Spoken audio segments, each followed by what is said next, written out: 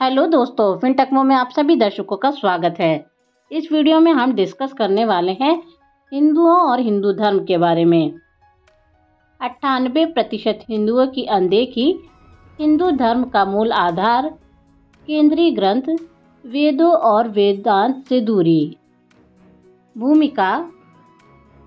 आज के समय में हिंदू धर्म को मानने वाले करोड़ों लोग हैं, लेकिन उनमें से ज़्यादातर अपने धर्म के केंद्रीय ग्रंथों और मूल दर्शन से अनजान हैं। एक रिपोर्ट के अनुसार 98% हिंदू अपने धर्म के केंद्रीय ग्रंथों, विशेष रूप से वेद और वेदांत के बारे में या तो जानकारी नहीं रखते या इन ग्रंथों का अध्ययन नहीं करते। यह आंकड़ा धार्मिक शिक्षाओं और परंपराओं के प्रति गिरती रुचि और शिक्षा पद्धति में बदलाव के कारण है। आधुनिक हिंदू धर्म को लेकर लोगों की समझ अक्सर कर्मकांडों तक सीमित रह गई है, जबकि वेद और वेदांत हिंदू धर्म का असली सार है। वेद हिंदू धर्म के केंद्रीय ग्रंथ। वेदों को हिंदू धर्म के सबसे महत्वपूर्ण ग्रंथों में से एक माना जाता है। फिर भी हाल के एक अध्ययन के अनुसार केवल 2 से 3% हिंदू ही वेदों के बारे में बुनियादी जानकारी रखते हैं। यहाँ तक कि धार्मिक कर्मकांडों में भी वेदों का अध्ययन न के बराबर होता है। वेद 4 प्रमुख भागों में विभाजित हैं। ऋग्वेद। 1% से भी कम लोग इसका अध्ययन या पाठ करते हैं, हालांकि यह सबसे प्राचीन और व्यापक ग्रंथ है। यजुर्वेद। केवल 0.5% हिंदू ही इसे समझने या पढ़ने का प्रयास करते हैं। सामवेद। इस पर आधारित स्तुतियों का पालन धार्मिक आयोजनों में किया जाता है, लेकिन केवल 1% से भी कम लोग इसकी सही समझ रखते हैं। अथर्ववेद। यह वेद सबसे कम पढ़ा जाने वाला ग्रंथ है। इसके बारे में जानकारी रखने वाले लोग लगभग 0.2% ही हैं। वेदांत। वेदों का सार। वेदांत हिंदू धर्म का सबसे महत्वपूर्ण दार्शनिक आधार है, लेकिन एक सर्वे के अनुसार 90% हिंदू वेदांत के प्रमुख सिद्धांतों जैसे अद्वैत, द्वैत और विशिष्टता द्वैत से परिचित नहीं हैं।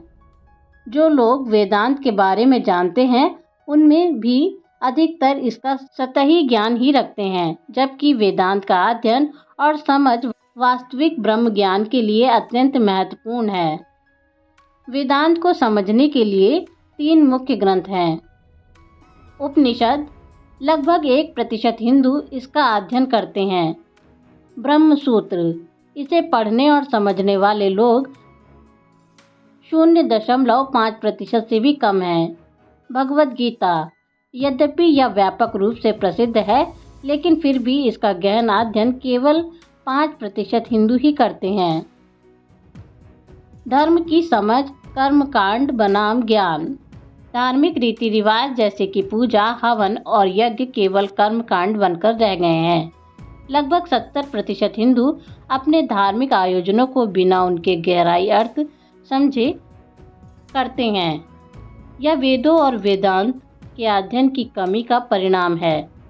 आधुनिक युग में शिक्षा पद्धति, इंटरनेट और तेजी से बदलती जीवन शैली के कारण हिंदू समाज अपने धर्म के प्राचीन ग्रंथों से धीरे धीरे दूर होता जा रहा है। हिंदू धर्म में ग्रंथों का अध्ययन। सांस्कृतिक परिप्रेक्ष्य। हिंदुओं में विभिन्न धार्मिक ग्रंथों का अध्ययन और पढ़ने की परंपरा व्यापक है, लेकिन कुछ प्रमुख ग्रंथ हैं जो अधिक लोकप्रिय और प्रचलित हैं। हालांकि सटीक प्रतिशत की जानकारी विभिन्न अध्ययनों या सर्वेक्षणों पर निर्भर करती है, लेकिन आमतौर पर अनुमानित क्रम और उनकी लोकप्रियता को इस प्रकार समझा जा सकता है। भगवद गीता।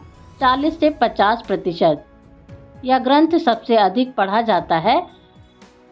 यह सरल और व्यवहारिक है, जिसमें कर्मयोग, भक्ति योग और ज्ञान योग जैसे सिद्धांतों पर चर्चा की गई है। इसे सभी आयु वर्ग के लोग जीवन में सही दिशा प्राप्त करने के लिए प्रेरणादायक मानते हैं। रामायण। 30 से 35%। विशेष रूप से रामचरितमानस तुलसीदास द्वारा उत्तर भारत में व्यापक रूप से पढ़ा जाता है। दक्षिण भारत में वाल्मीकि रामायण का भी महत्वपूर्ण स्थान है। यह ग्रंथ भगवान राम की जीवन गाथा और आदर्श जीवन के सिद्धांतों पर आधारित है, इसीलिए इसका धार्मिक और नैतिक महत्व है। महाभारत 15 से 20%।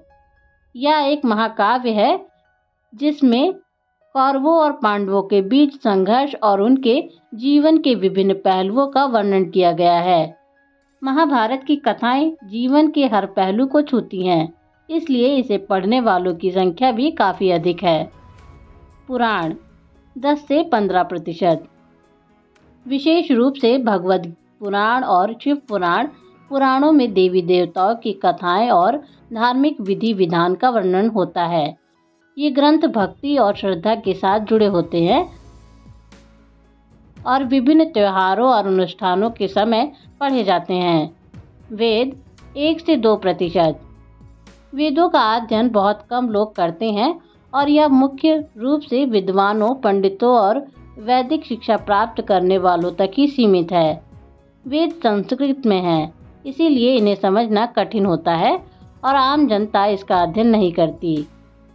उपनिषद और ब्राह्मण ग्रंथ 1%।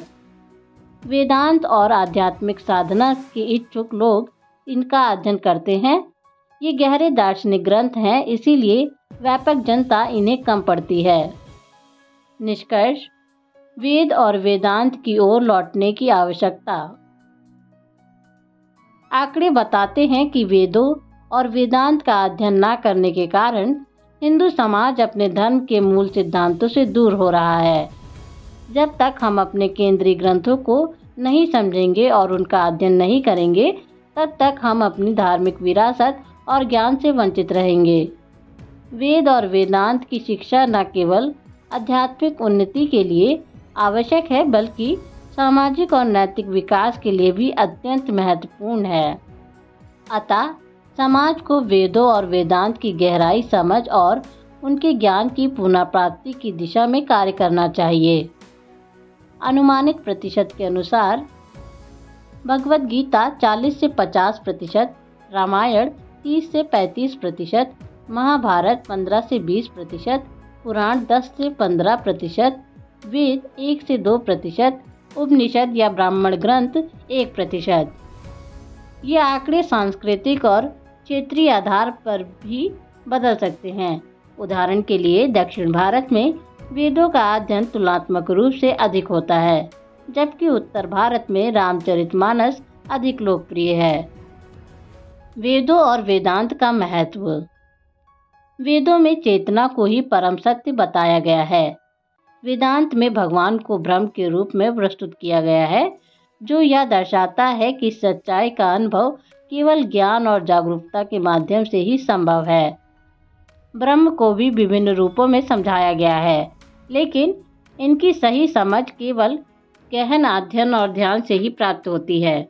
वेदों का यह दार्शनिक दृष्टिकोण हमें यह सिखाता है कि केवल कर्मकांडों का पालन करने से आध्यात्मिक उन्नति नहीं होती। वास्तविक ज्ञान प्राप्त करने के लिए हमें वेदों और वेदांत के गहरे अर्थ को समझने की आवश्यकता है, जिससे हम अपने अस्तित्व और ब्रह्म के वास्तविक स्वरूप का अनुभव कर सकें।